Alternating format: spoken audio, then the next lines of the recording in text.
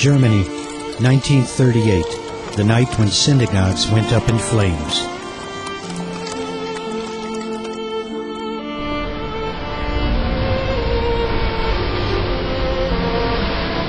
Kristallnacht.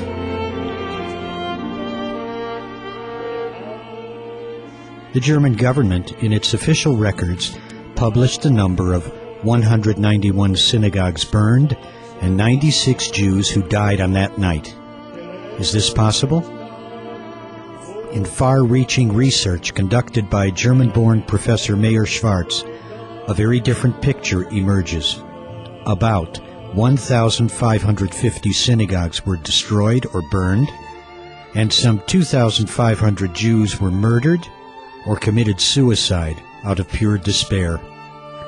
Some 30,000 Jews were confined to concentration camps, and tens of thousands of apartments and shops were looted. Kristallnacht, pogrom night.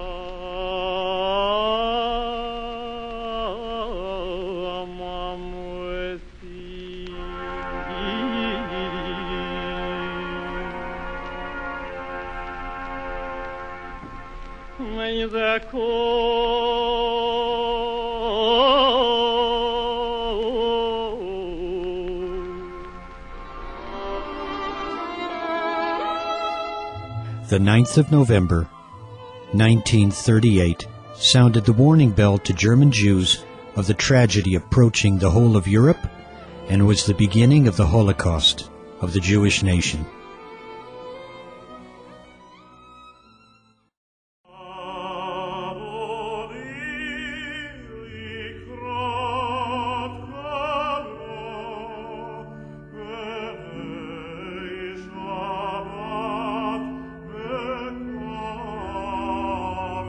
Ashkenaz Judaism flourished for hundreds of years with generations of Torah scholars, philosophers, scientists, and men of letters.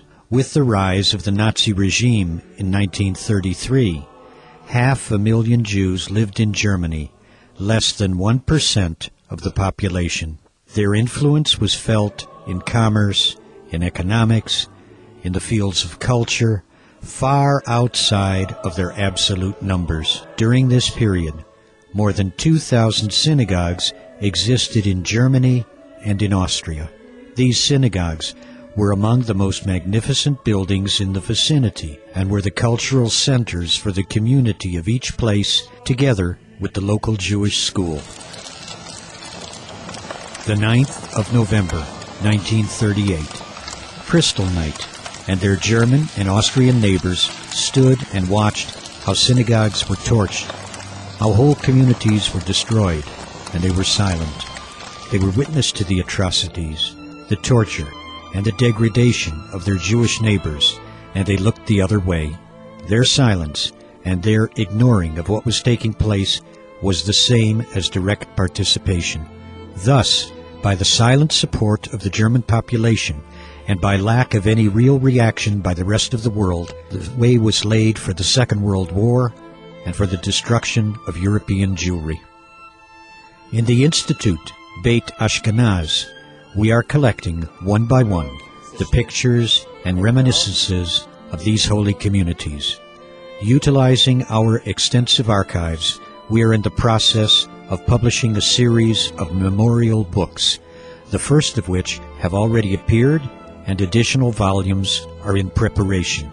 In this way, Beit Ashkenaz hopes to preserve the legacy of Ashkenaz Jewry, including preservation and renovation of cemeteries and memorial sites in Germany and in Israel. Preservation of the memory of our ancestors is precious to us all. Help us to do this while there are still those among us who remember.